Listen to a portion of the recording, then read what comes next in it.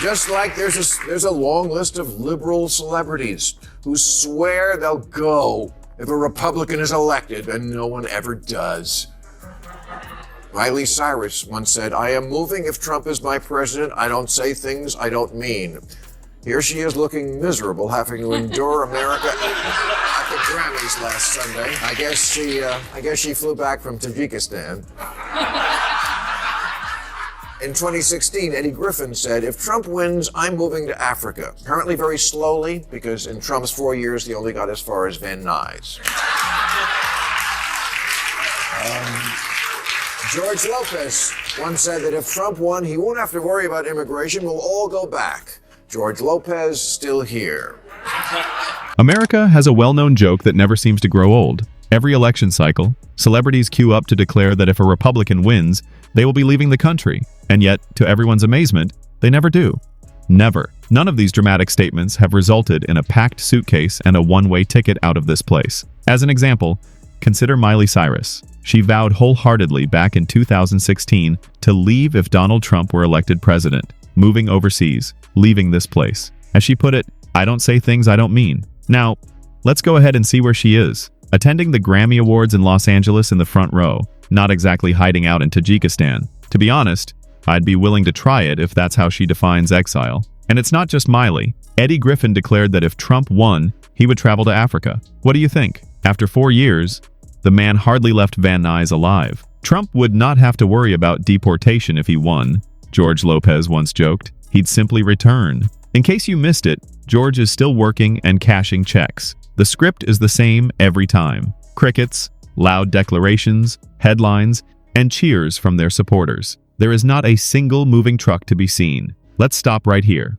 Can you see the irony? It's the same people that constantly lecture us about morals, justice, fairness, and the problems facing America. They yell that this nation is a nightmare dystopian society. They aren't going anywhere, though, when the chips fall. They know what we all know in our hearts. It's the best place, despite all its shortcomings. The problem isn't that America isn't worth defending.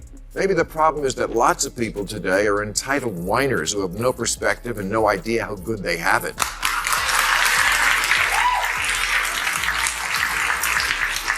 59% of self-identified liberals say there have been times when they considered leaving America for good, like after NBC canceled The West Wing. That's precisely what Bill Maher was trying to say when he recently attacked woke celebs. It was amusing, yet cruel, I must say. The hypocrisy was not the only thing Maher made fun of. He tore it to shreds. He criticized this parade of pampered celebrities who act as though leaving the US would be a valiant act of defiance, when it's really just theater. Clout on social media is nothing more than performative rubbish. Give it some thought. They claim that Trump's America is intolerable, and that's why they're fleeing. But Russia? Where precisely are they going? For referring to the conflict in Ukraine as a war, you could be sent to prison. Russia just referring to the war in Ukraine as a war can get you 15 years in the fabulous prisons made famous by some of the world's most famous novels. You think America's evil because we didn't nominate Margot Robbie for an Oscar? Just wait till you get thrown out the window of your very own dream house. 50 various offenses in China are punishable by death. Uganda, a country where homosexuality can result in execution. Or Venezuela, where criticizing the government may land you in jail for life. In actuality, going to the Grammys rather than the Golden Globes is their version of suffering in America, so no, they aren't packing up for either of those locations. Or, be prepared, losing the Oscar. Howdy. In the meantime, people from all over the world are practically risking their lives to get here. There's no coincidence there. Uganda? Oh, they don't just give you a ticket for parking in the rear. You can get the death penalty for it. In China, they have the death penalty for almost 50 crimes. And in 13 countries, atheism is punishable by... Maher's message is much more profound at this point. It goes beyond merely famous people. These days, common people post on TikTok with phrases like, "The new American dream is to leave." Actually, on TikTok, your children are boasting, "I escaped America." What did they flee from? There's the Starbucks queue, free Wi-Fi, and the freedom to criticize your own government on social media without getting locked up. Maher got it exactly right at that point. The wall that we argue over in America isn't there to keep you out. You are not being held captive. 195 more countries are waiting for you if you don't like this one. There's all the TikToks telling Americans things like, I think the new American dream is to leave. I'm 18 years old and I escaped America. Yeah. Yeah, you don't have to escape America. That wall we're always debating isn't to keep you in.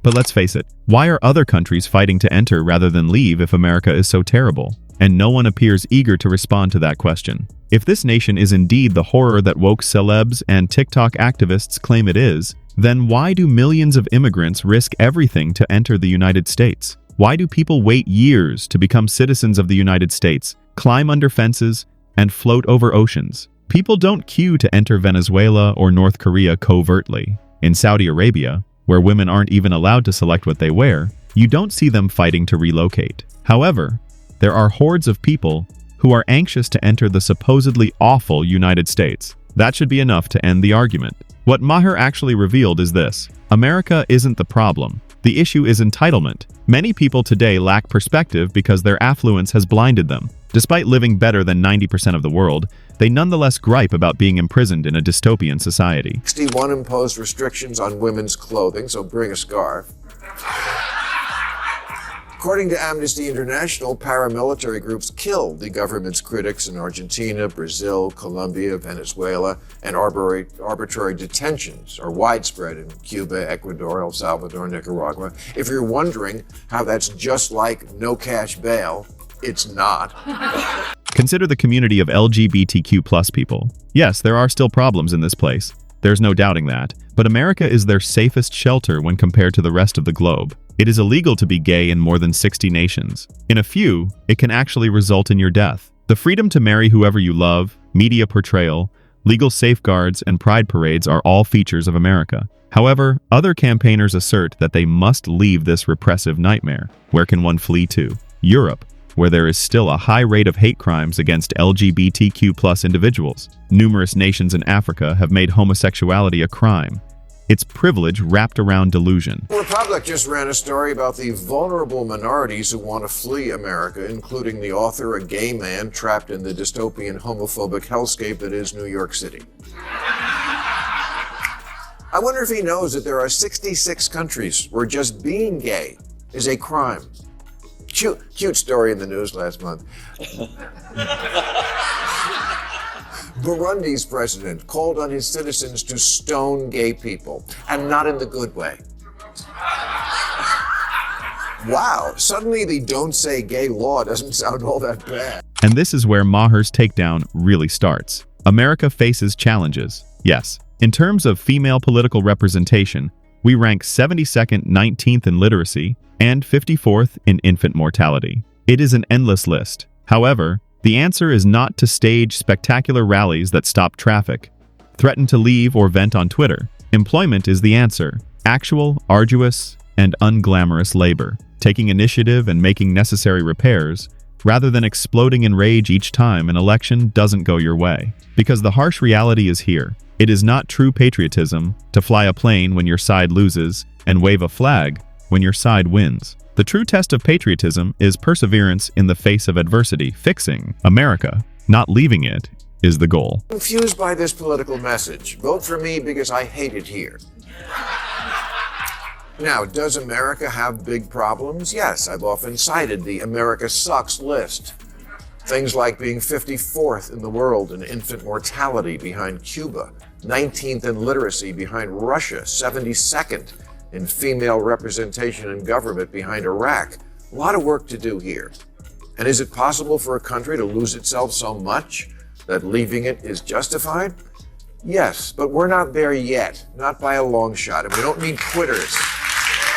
We need people who will stay and fix. Furthermore, let's be completely honest. In the true hardships that regular Americans experience, most superstars would not last 5 minutes. They have no idea what it's like to wait until the end of the month to get a paycheck, worry about medical costs ruining your family, or lose sleep over a mortgage. Choosing between first class and private flights is their concept of a battle. This is the reason their political speeches sound so phony. They are insulated from the outside world. Despite this, they feel entitled to dictate to the rest of us how we ought to live. Apologies, but I'm not grateful. that's not the only instance of hypocrisy. Those who criticize America for being so awful are also the ones who suggest that we welcome immigrants into our country. Hold on a moment. Why bring in more visitors if America is so terrible? Why invite others to endure hardship in this purportedly repressive nation? Get it? You want so badly for every immigrant to come to this country and experience the good life, but somehow it's so terrible you want to leave?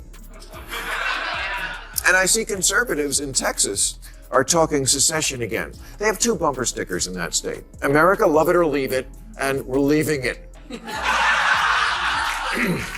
The contradiction is clear. Instead of dragging people in, wouldn't it be moral to warn them away if America were indeed the hellhole they claim to be? Until you realize that it has never been about principle, it doesn't make sense. Clout, attentiveness, and optics are all important. Maher removed the drama and revealed the facts, which is why his takedown struck a chord. These declarations of resistance by celebrities are only virtue signaling.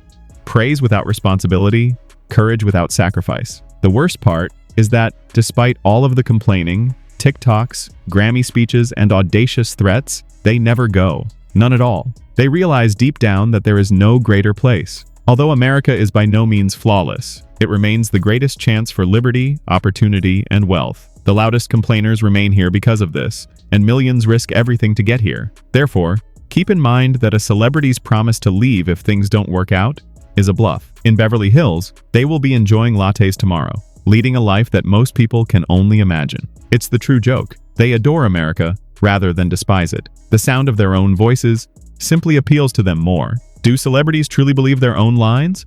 Or should they quit acting like martyrs? If you liked this analysis, please hit like and subscribe. You can also leave your ideas in the comments section. For America remains the dream and is not a horror. And the people who are threatening to quit, they are the joke.